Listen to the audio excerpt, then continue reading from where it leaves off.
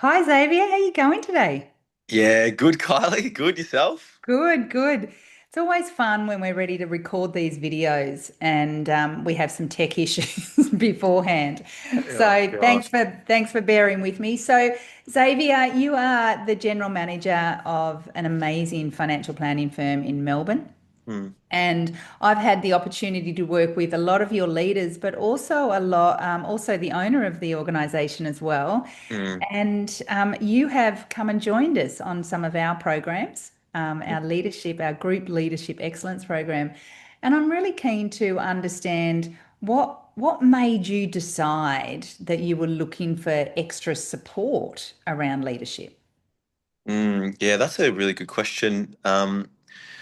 I think as you're growing a company or scaling a company, there's certain stages or barriers that you kind of hit. Um, so our company kind of bashed or smashed through one of those quite clearly.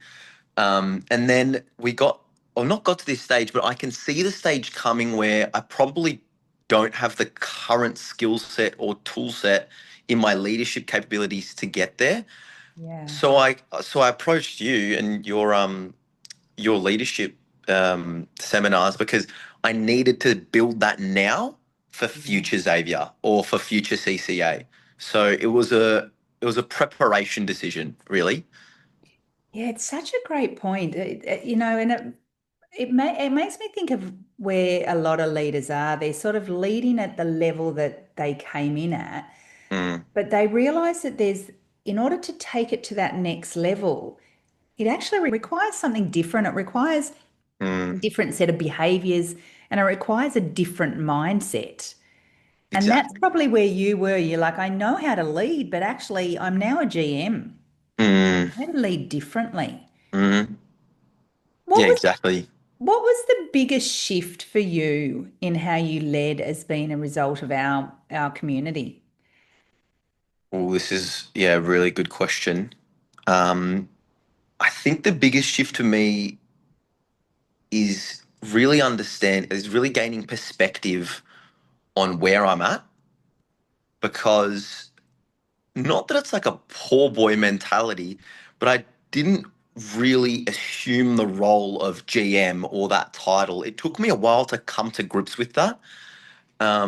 Because I was just building for the love of the build.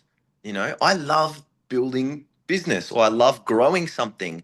And then you kind of get this title or this position, and I didn't really have a healthy perspective on it. Not that I was egotistical, but it was like this poor boy mentality. It's like, oh yeah, it's not really me, or I'm just building. I'm not really a GM, but really gaining that perspective. No, you are. Own it in a really healthy way, and then lead with strength through that. So I think that perspective shift has been really important for me. Yeah. And that's what I see a lot is that what is the mindset of a GM? What is the mindset of a C-suite? What is the mindset of a senior leader? Because Mm, as you're going up the ladder, the mindset shifts, right? And then our behavior shifts, but sometimes we're still in that space of acting like we were in that last role. And, mm. I always remember that saying, what got you here won't get you there. Yeah, And yeah, it's the same in exactly. leadership, isn't it? Yeah, yeah. Um, can you share something that you've learned in the community that you've taken back and applied in your leadership position? Mm. I mean, I've had lots of questions. There's just so much that's happened. So it's reflecting. mm, What would I say is one of those lessons that I've learned? Just trying to think.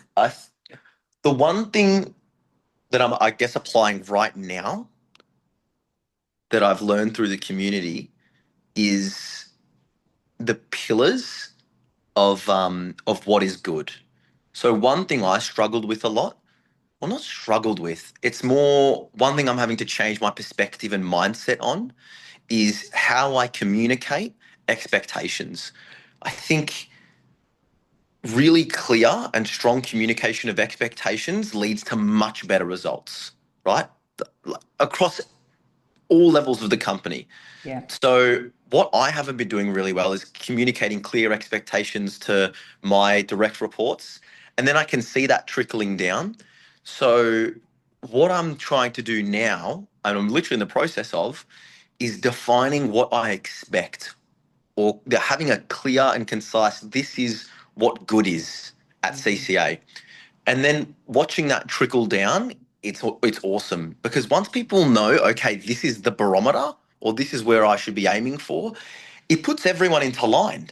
You know, Yeah, yeah. it's really healthy for a strong leader to put really strong vision, and that is often done through clear expectations. So that's one thing I've really taken out of the community recently and applying in the business, and it's working wonders. Yeah, I Yeah. love that. I love that. Mm, People need to know, what good looks like or what great looks like. mm, And then we have capable people that can achieve it. And we can kind of keep doing what we should be doing as a leader. mm, What would you say to someone that was looking to join our community? mm. I mean, look, I'd say as a leader, it's really important that you rub shoulders against people that are on the same journey as you, right? Because, I mean, in your organization, sometimes you can be a bit siloed. So it's good to rub shoulders against people. There's a saying, iron sharpens iron. So you want to be against those guys that are in the same, yeah, the same path as you. And also, Kylie, yourself add so much value in terms of your leadership and mentoring ability. I think combining both a really strong background in psychological understanding with leadership skills is super important, especially with where I see leadership heading, or where it always should have been really, is this strong combination of like emotional intelligence and leadership ability. It's really this one and the same, but yeah, that experience you bring plus the community together is really valuable.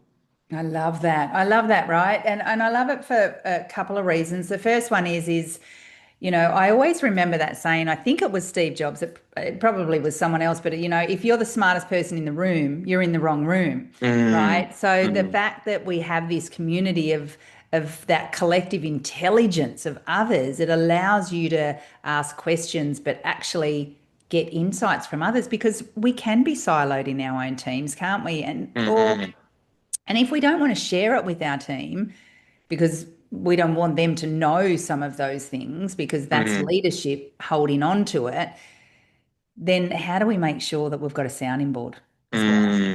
yeah, And leadership is about the understanding of human behavior from a psychological perspective, and that's the part that I love so much. yeah. It's great. That's something that I'm extremely passionate about. Mm, I love having you part of the community, Xavier. I love thanks. seeing leaders like you wanting to grow and wanting to be better, not just for their team, but for themselves, right? It's as leaders, I know that if I'm not growing as a leader, then I'm not growing my clients, right? And I Mm-hmm. know that if you're not growing yourself as a leader, then you're not growing your team and your business and those around you. So thank Mm. you for continuing to inspire your team, but also to inspire me, knowing that the leaders I get to work with want to grow and learn. Nah, thanks, Kylie. Loving it and loving the growth journey. So much fun. My pleasure. Thanks, Mm. Xavier. Okay. Cheers, Kylie.